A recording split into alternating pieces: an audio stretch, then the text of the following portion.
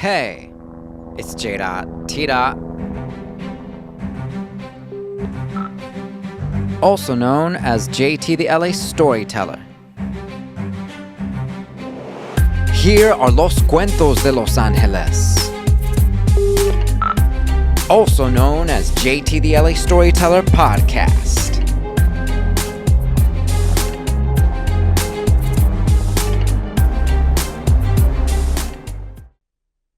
Okay, so first and foremost, Eric, thank you so very much for taking the time to speak with me on this installment of JT the LA Storyteller Podcast. I am excited about our conversation today because we'll be shedding some light on real LA culture, real LA grit, and our contributions through it over the days and nights. And it's going to be a lot of fun. So why don't you tell us a little bit about yourself, your part of LA, where you came up, what LA or Southern California means to you, including because you're not tuning in from LA, but from a sister city, we might say. Yeah, thanks. Thank you, Jimmy, for that intro. And thank you for inviting me to be part of this podcast. I'm super excited to share my story and to share what I'm doing and what I've done and how I'm contributing to LA culture, as you put it. So I was born in, as we call the gateway cities, in Bellflower, California. And I grew up actually in Orange County, in Brea from, in my childhood years. I went to elementary school there. And then my parents decided they wanted to make a big move, and we moved out to the Inland Empire. So I went to school out there in Riverside County. And then I attended the University of Southern California. I studied architecture. I entered school there in 2005, graduated in 2010. And I stayed in LA up until 2020 when I moved to Mexico City in 2020, where I've been ever since. I think it's interesting also to tell a story about where my family comes from beyond just me. So my mom was born in Mexicali, and she migrated to Los Angeles when she was 7 years old with her family to East LA in City Terrace, where she grew up. My dad comes from immigrant family, Mexican immigrant family, also from Mexico City. And he grew up in South Central Watts. And so that's sort of like where my cultural sensibilities come from, was from my parents and sort of their upbringing and how they pass it out to me. Beyond that, in my generation of my grandparents, I have an interesting story there because my grandparents are actually half American citizens, half Mexican citizens, but all Mexican by blood. So my grandfather was born in Los Angeles, went to school in Los Angeles, grew up in Los Angeles in the 1920s, but moved his family to Mexicali in the 1930s during the Depression because it was a bad situation back then. And actually there was a program at the time where the government was offering land to people in Mexico to go back to Mexico. So they took the deal basically. But they ended up coming back to Los Angeles in the 1950s, 1960s, when their situation was better and when they could do that. And then it's actually interesting that my dad's side of the family, my grandmother was born in San Francisco because at the time her mother was a maid in San Francisco. She had immigrated from Mazatlan to San Francisco. And so I have half American, half Mexican grandparents. So, but they all ended up going back to Mexico and then back to California. And so there's this sort of dynamic of going back and forth between both places through 3 generations now. And I'm also part of that story, and I'm continuing that story. So when I tell people, people ask me where I'm from in terms of California, I say, I consider myself, I'm from Southern California because, I was born in LA. I grew up in Orange County, Riverside, Inland Empire. I went to school in LA, stayed in LA for 15 years. And so I've really experienced all those cultures around Southern California. And now that I'm living in Mexico, it's like another layer of what I call home. And today I call Mexico home. Wow. I mean, it's just like you said, going all the way back to the 1920s, your family has been up to this, going back and forth and finding a way through. you're in a very different position from that of your grandparents in that you get to go back to Mexico on your own terms, though in a different political context, in a different social political context, and as a different person, as someone who views the world from a slightly different lens, especially having come up in, we can say, LA 90s hip hop culture, LA 90s street culture, and so on and so forth. But I think that's really cool. I think for you to shout out Mexicali, for you to shout out Ciudad Mexico, for you to shout out your hometown, as well as the Orange County area, all of that is what, especially Latino culture, is very much a part of in 2024. So I see you're joining JT, the LA Storyteller Podcast, for this episode as a real opportunity to speak to that and to dive further into, well, what it is that we create in the city through these experiences, because that's what we do at the end of the day with what we live through. We create out of it. And you know very much about this, and we're going to get into this in just a moment. So to that end, I want to ask you a little bit about LA, especially from the years, I don't know, 2010-ish up to the 2020s, because that for you was a very particular time, all of which informs the present day for you. Tell us a little bit about how that went and where it has led up to now. Sure. So as I said before, I graduated from USC School of Architecture in 2010. So at that moment, I was ready to start my career. I was ready to, enter adulthood and start working in Los Angeles. And so that's what I did. I started working in the corporate world. I entered a large corporate architecture engineering firm. And within the first year of me working at this firm, our company was pursuing the 6th Street Bridge replacement project. And it was interesting because my thesis semester of my senior year in architecture school was based on the 6th Street Bridge and how to reimagine this bridge in a future context and how you can repurpose infrastructure for public use. And so I had done a lot of research on that structure and the urban context around it. And it was in my portfolio when I applied for this job, right? And so the people who invited me and my company to be part of this competition, if you will, knew that I had already done the research, done the work. And so some of my research was actually used for the competition for the new 6th Street Bridge replacement project. And so long story short, we ended up winning the competition. We were competing against 2 other major engineering and architecture teams. And the city of Los Angeles selected our proposal. And so I was fortunate enough and blessed to be able to be an architect on that project throughout the whole lifespan, from the conception of it, from the competition stage, all the way through design and construction. Yeah. And now, Eric, let me pause you for a moment, because sure. I want us to soak that in appropriately, right? I want us to really sit with that for just a quick second. Sure. You have just graduated, and a couple years later, a moment later, really, you're now a part of remaking this huge pillar of Los Angeles culture. What does that look like when you go home and you tell your parents that, hey, my team and I got selected to develop this project? What was that like? How did they react? Tell us a little bit about that just before we get going with the rest here. Sure. I mean, they were beaming with pride, honestly. My parents came to the public meetings where we presented the concept, and they were very involved actually in that process because they were excited. They're excited at the prospect that we could actually win this. And they're very proud. Oh, so they were public commenters? Yeah, there were. We presented the project at, I think, 2 public presentations actually before we were selected, and so the public had a chance to comment on the proposals as well. And so my parents actually went to 1 or 2 of those presentations.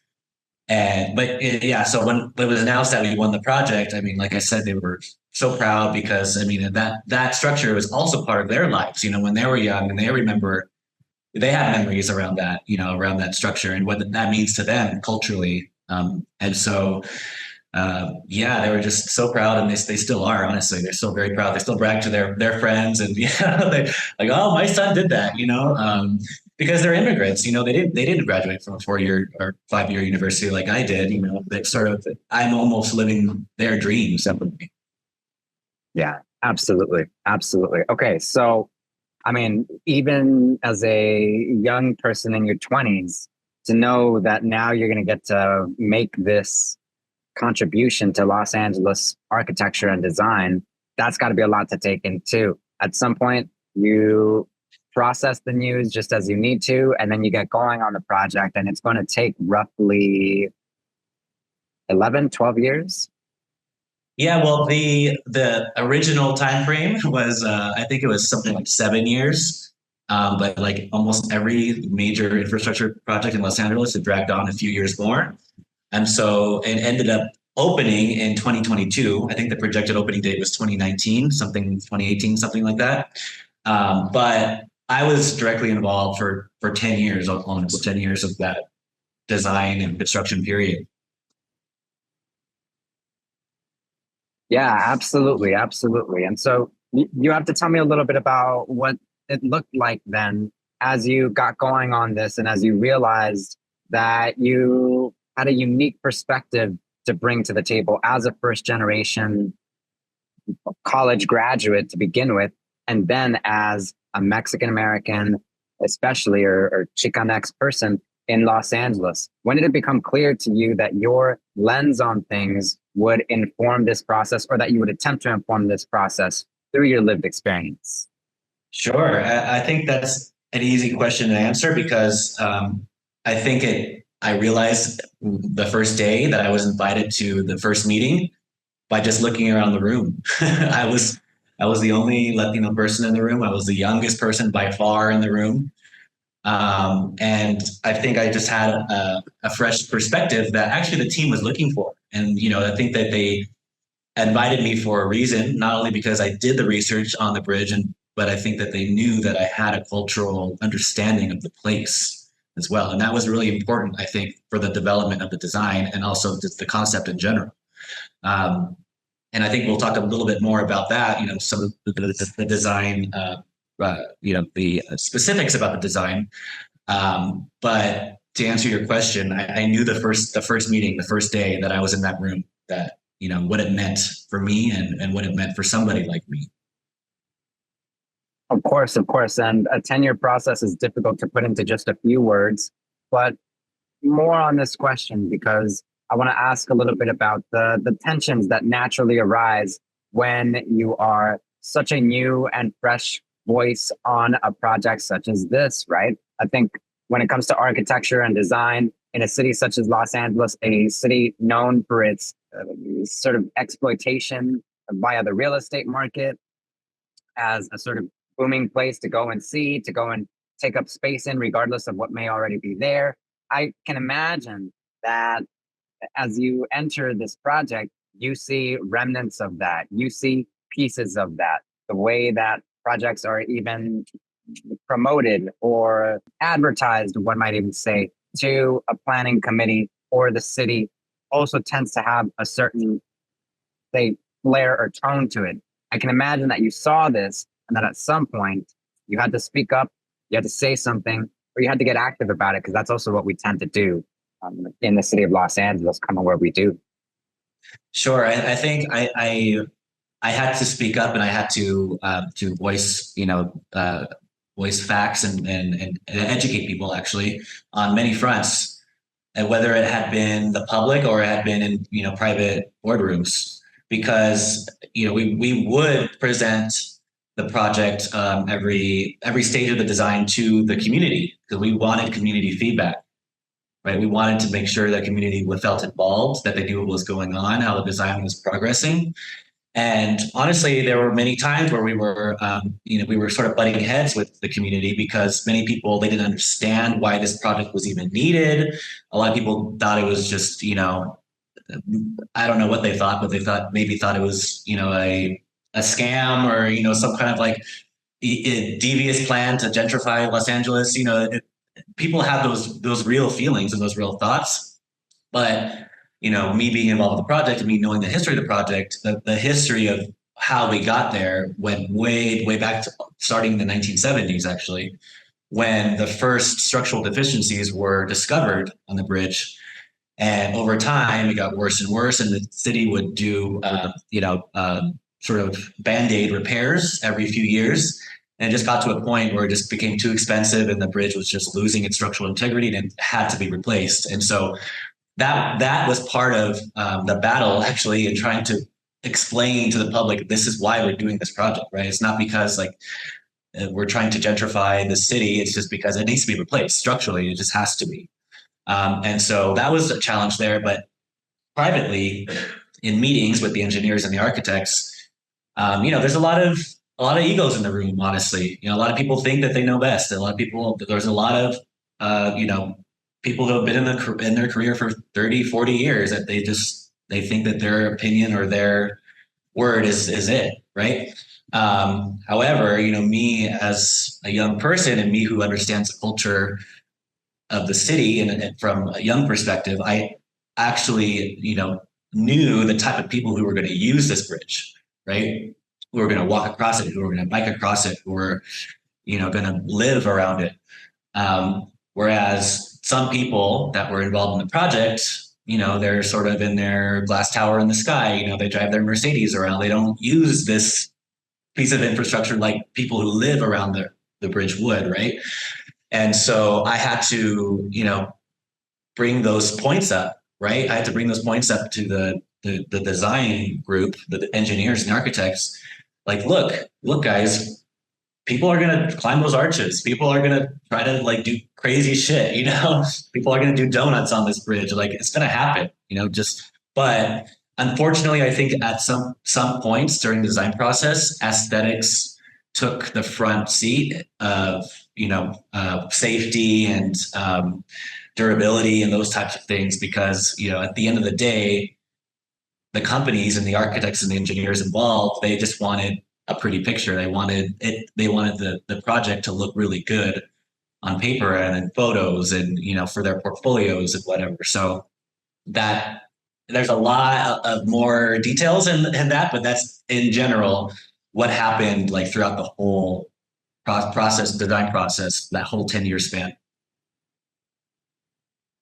Yeah, absolutely. And of course, when we think of Los Angeles in the 2010s into the 2020s, we're talking about two different versions of the city. So you're coming into this project at a time when gentrification is at its outset on so many different scales and in so many different neighborhoods. And so it would be not long after this project was initiated in the Boyle Heights neighborhood that you had the rise of, say, Boyle Heights against art washing and displacement, and a lot of different voices who came to the fore and made a claim for their communities in the face of revitalization or so-called revitalization from city and other agencies that have come in through the neighborhood before and used it for their own political gains rather than the community's gains. So it's kind of an interesting intersection of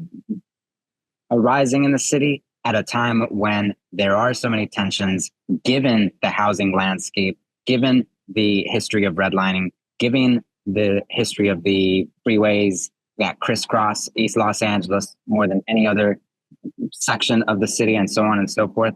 So I imagine that these are questions that you lingered with day in and night out as you moved your project forward to the best of your ability, given the way that you occupied two states and two frames of mind. But lo and behold, that's also what it is to be Chicanx or Latinx in a city like Los Angeles, with roots going back at least to two different places.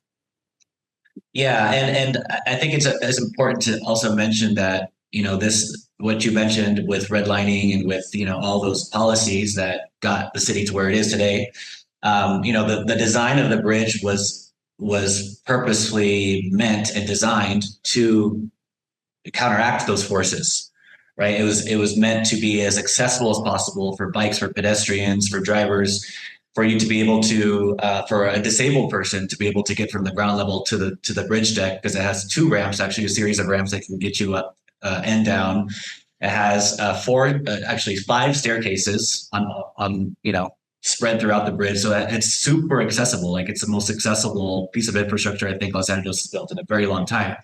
And so I think that was a big success of this project, for people to be able to access this bridge from different points, because the city has such a sad history, really, of cutting off communities through infrastructure, through freeways, through the built environment.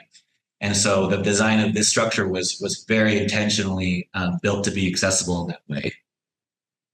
Yes, and so I have to ask you a little bit about what it sounds like here are strengths of the bridge, real assets that we can point attention to. I want to ask you a little bit about the shortcomings, if I may, and if that feels okay for you to do as someone who was closely involved with the project. What are some shortcomings that you may see there? You mentioned earlier, for example, aesthetics taking place or taking priority over everything else. What might another shortcoming be thus far? Sure. I'm perfectly okay with talking about the shortcomings, because they're out there. People are talking about them nowadays, right? And I think number one, I think the problem with people wanting to climb those arches, right? That's a huge safety issue.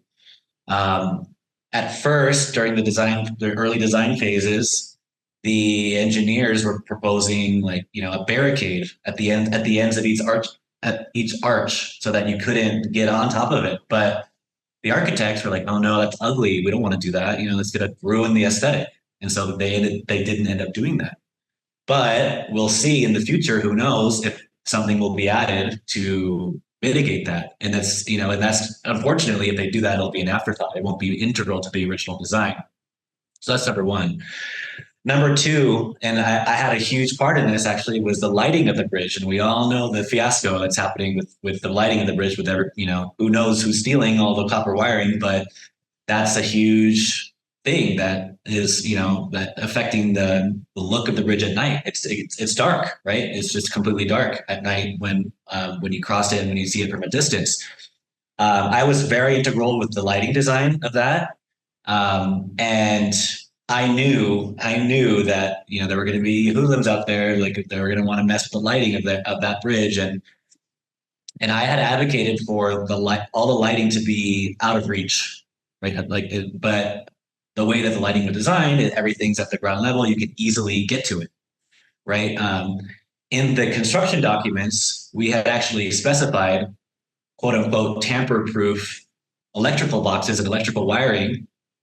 I don't know what happened in the construction process that led to the copper wiring and the lighting to be able to be tampered with, but that's what happened, right? And so I think as the city begins to fix that problem, they need to really think about how they can prevent that from happening again, because not only is it an eyesore for the bridge to be dark at night, it's also a safety issue. You don't want to cross that bridge when it's pitch black. You don't want to walk across there when it's pitch black. When you're driving across there, you might not see something in the distance. So it's also a safety issue. That's something that needs to be addressed really seriously. Yeah, and I think of two different worlds. I think of the way that the Hollywood sign is so well taken care of. I think of the barriers in between spectators and the actual sign itself. And I think about what kind of uproar there may be for changes. I think at one point lights were being proposed for the Hollywood sign, lights in the evening or something to that effect. Residents rose up, their voices were heard, the lights were never placed up. Now here on the other hand, on the east side, you've got this bridge that is in between the downtown LA area and Heights or East Los Angeles. Mostly a renters community, mostly workers there. And so their voices are going to be in quite a different place, given that they've got survival on their plates to deal with by and large, right? So you have these two different pieces of infrastructure, but they have different circumstances that they're dealing with. And there's nothing more LA to me than that, really, because those are the two kinds of cities that we live in on a day-to-day basis out here. Exactly. And this is, we probably won't have time to go down this conversation, but I do want to just bring up one of my thoughts about this is that, and I don't know what's the cause of this in Los Angeles or in the United States, I think in general, but I feel like in this country, in Los Angeles, that there is less respect for the built environment than there are in other cultures around the world, right? When you go to, for example, you go to South Korea, you go to Japan, or you go to, Switzerland, no one does that. No one steals copper wires. No one destroys monuments, and it's like I said, another conversation, but it's a problem that we just have to deal with here in Los Angeles, United States. And we have to design for those realities. I like that phrase, actually, design for those realities, because I think a little bit about what you and I have discussed, including when it's come to the renderings of something like the 6th Street Bridge, and how, as you've noted, there's a lot of idealizing and there's a lot of disregard for the actual conditions on the ground that people experience.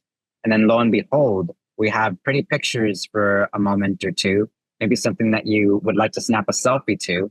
And yet, on the other hand, we have a whole other reality that people actually have to interact with in their day-to-day living. So I do think that there's quite a story there for you as a designer, someone who is a first generation college graduate, as we noted earlier, coming into this project that has a long history of the status quo, designing things for communities from the top down rather than the bottom up. And you're noting that, like, hey, actually, I have differences with that.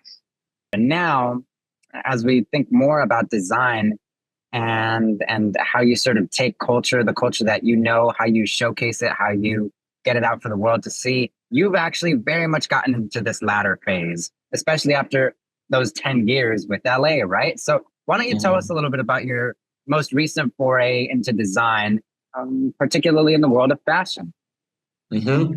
Sure. I before I go into that, I do want to talk about what you mentioned before, and that is the how we presented the renderings, right, during the design of this structure, and that'll tie into what we're talking about with art and fashion, and that is personally all the renderings that we put out into the public, they weren't true. They didn't feel correct. They didn't feel real to me. The pretty pictures, the shiny renderings that we saw on newspapers and websites everywhere, it didn't feel like that structure was in Los Angeles because of those realities I was talking about earlier, right? And so I had always dreamt of creating my own images, creating my own artwork, if you will, to represent the bridge in the real context, cultural context of Los Angeles. And so that's what I did.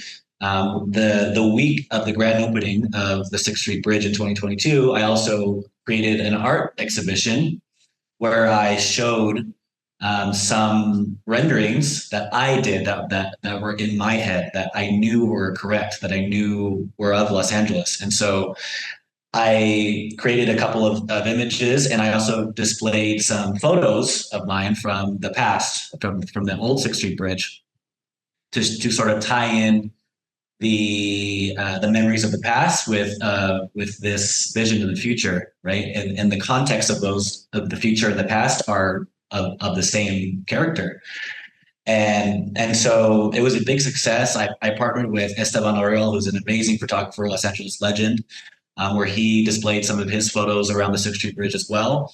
And it really started a conversation about authenticity and what the structure means, not only to the city, but for our Chicano culture, our Chicano identity, where that, low-riding culture was born under the 6th Street Bridge. Like, it's so many things I could talk about that makes this structure important for the community. But that was really my first foray into art and photography. I had always loved photography and art as a hobby. I just always did it because, I was an architect, I come from a creative background. After the success of that event, I was living in Mexico at the time, actually. And I was like, I want to do more of this. I want to do more exhibitions. I want to do more photography. I want to explore more my creative side because starting in 2020, when I went to Mexico, I was a freelance independent creative consultant. So I was starting to do my own projects. And so living in Mexico, also, I started to become exposed to all the amazing art and design and fashion that was happening here in Mexico. And I started, making friends and making connections and starting little projects here. And I had also always loved fashion. If you were to see the photos that were in my exhibit at the Sixth Street Bridge Show, there was a bit of fashion in there too, right? 90s, like LA Chicano fashion culture, like it's very much part of the identity. Fashion is part of our identity too, right? And so the first real foray I had into fashion was I helped a friend from Los Angeles who has a brand called Hologram City, and I helped him produce a fashion show in Los Angeles, fashion runway show in the Arts District in 2022 as well. And it was a huge success. I loved it. I loved producing the event. I just loved just being part of the fashion world. And I wanted to do more. And so when I returned back to Mexico, I was like, I'm gonna start doing fashion photography. I'm gonna start collaborating with my fashion designer friends, my photographer friends. And I just started snapping photos. Of, my friends' brands and models and the real Mexico, like the real fashion, street fashion of Mexico. And I did a fashion photo shoot with my friend's brand, who I just mentioned, Hologram City, who has their store in downtown LA called Planeta. And I did a fashion photo shoot of his garments with garments of a fashion designer in Mexico City. So I married them both to make one aesthetic that was like a Mexican aesthetic. That wasn't Mexican American. That wasn't Mexican. It was just a Mexican cultural street fashion aesthetic. And that was a great photo shoot. It turned out spectacular. And actually LA Times got attention of it.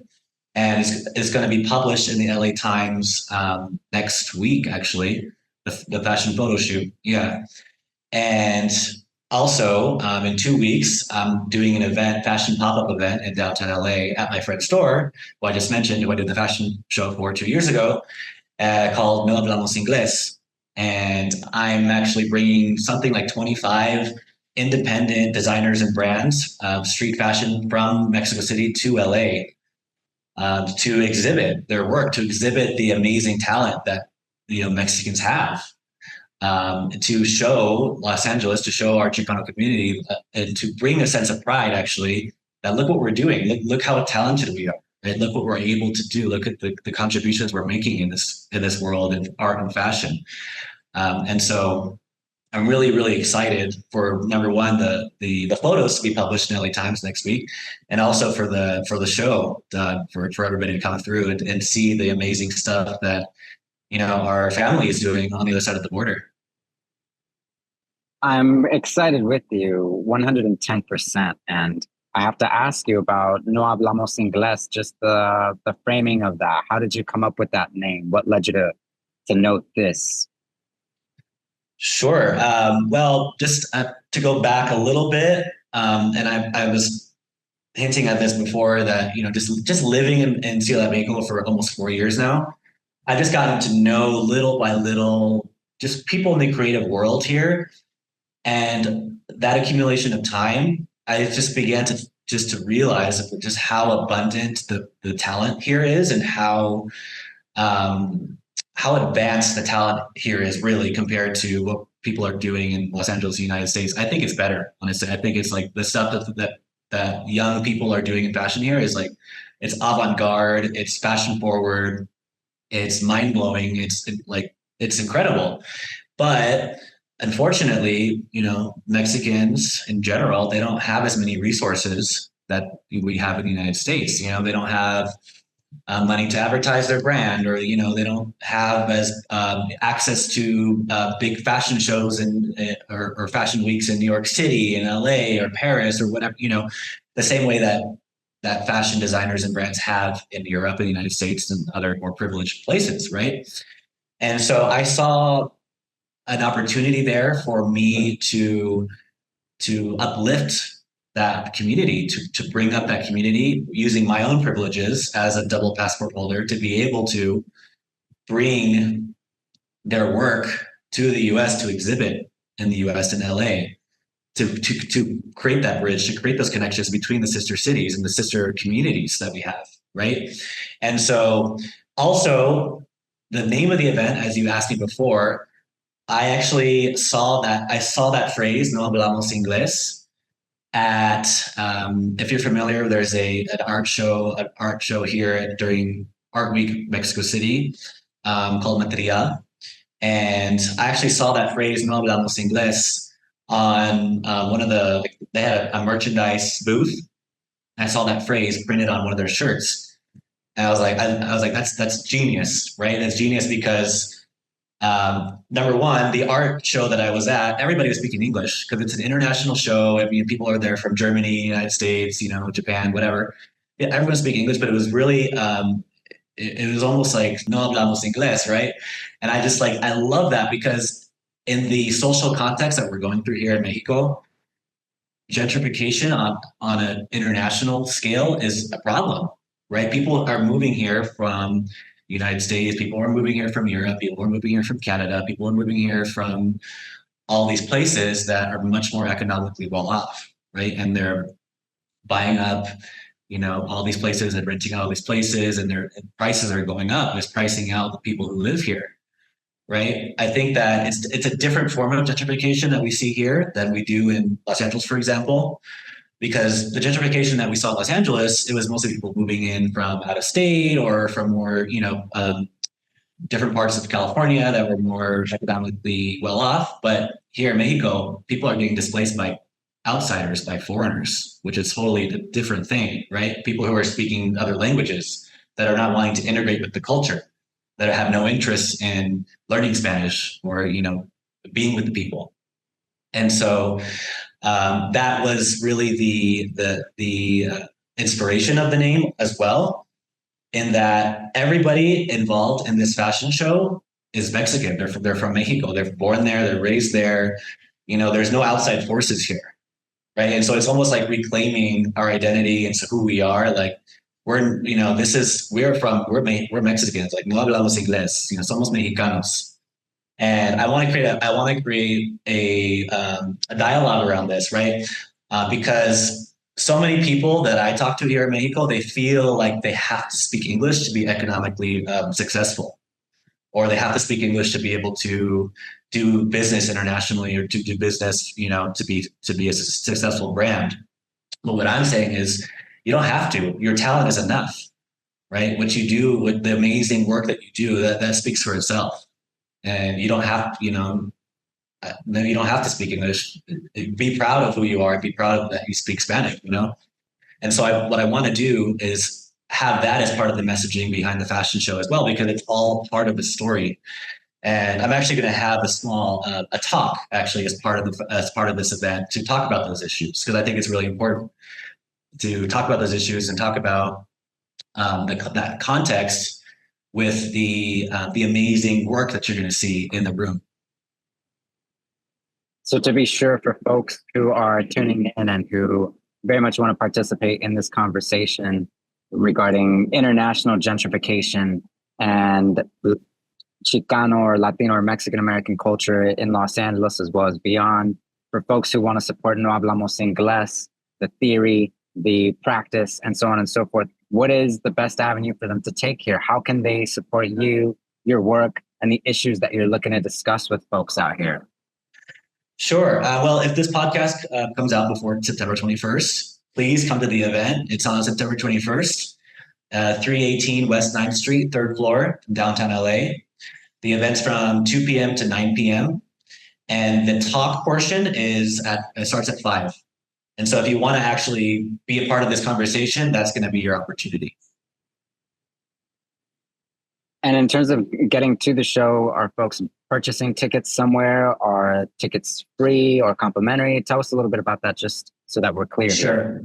Yeah, it's an unticketed event, totally open and free to the public. No reservations required. Wide accessibility, and everyone is invited. It's a family-friendly show. I got a good feeling about it already, right in Los Angeles, and it's an invitation to see only more of the culture, both here and well beyond. And I'm excited for it, really. And I'm so happy to know that your work is getting only more recognition as you continue proceeding forward. I'm so happy that JT the LA Storyteller Podcast could be a part of that. By all means, this will definitely get up before the 21st this month. So definitely, Eric, you have shed some light for us today. And I got to ask you to shout out whoever you may like. You've shouted out your event, but there are so many different hands that come together for these things to happen. Maybe give these folks a little bit of a shout out so that we can spend some time on their names just as well. Sure. I'd love to shout out Planeta, who is the store that I'm collaborating with on this project, and the owners, Josa Rodriguez and Richie Resendez, who are really great friends of mine. They're doing amazing work. I really hope that you have the opportunity to visit their store. They're making really great fashion, really out-of-the-box thinkers.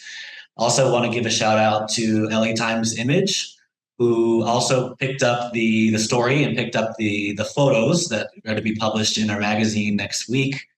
And so they're also part of this event and this story as well. So I want to give a shout out to them. Also want to give a shout out to my parents who have always believed in me, always rooted me on, Angie Solis and Danny Solis. Also want to give a shout out to my husband, who's supported me throughout this whole process too, Dennis Cassi, and everybody who's ever come to my events in the past. Thank you, everybody, for always supporting and sharing in these experiences. And thank you, Jimmy, for inviting me to tell my story as well. 110%. What a pleasure. What a pleasure. And I look forward to getting this out from folks. Meanwhile, I know you have more organizing to do to pull this thing off just as it should be. I'll definitely be in touch very soon. But in the meantime, I have to thank you on behalf of Los Cuentos de Los Angeles out here in the city of LA for JT the LA Storyteller Podcast. Eric, thank you so much for your time. Thank you, Jimmy, and see you in LA soon. That's right, 110%. Ciao. Hey, it's J. T. Also known as JT the LA Storyteller. Here are Los Cuentos de Los Angeles. Also known as JT the LA Storyteller Podcast.